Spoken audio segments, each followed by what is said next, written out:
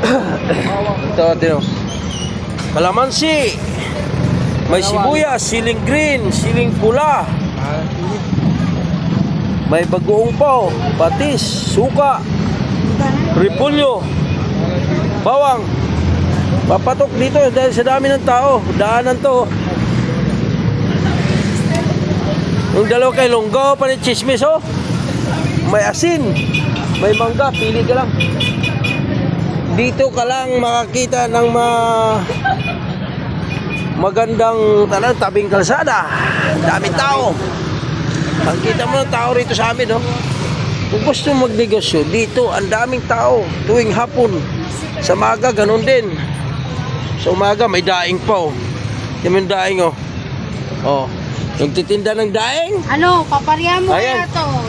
Ayan, oh. Nagtitinda ng daing. Ayan, wala ko. Sa loob. Dito marami kahit anong negosyo mo, papatok talaga. Kasi dami tao.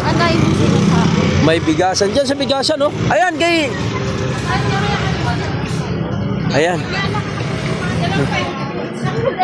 Aper, ito na. Ayan. Ang ganda pa ng tindira ng bigasan, oh. Dito ka lang makabili ng bigas na, oh. Maganda pa yung tindira. Ay, nagtabo ng ano. O, tinan mo rito, daming tao. Kaya kung gusto mong mag-business o magnegosyo, pag may pwesto ka rito, kung wapa mo ka pagkasuway, panuway na mo. Dito lang. O, tinan mo. Daming titinda ng saging. Titinda ng saltawid, sibuyas, saging pa rin, dami. Pili ka lang. Yan, tindiro din yan. Dito may relipan. Kita mo yan, pili ka lang. May relipan. Dito may bagsak presyo. Dito may bikiri. Kita mo yan? Pili ka lang. Ayan, pili ka lang dito. Kita mo yan. Tao rito sa amin, walang patid. Dito mo lang makikita. May mais. Gusto mo tumayan ng luto, ayan, oh. Dito, daming tao dito sa amin. 7-Eleven, sunod Shell, sunod Mercury, Palawan. Palawan, oh. Yan, Palawan.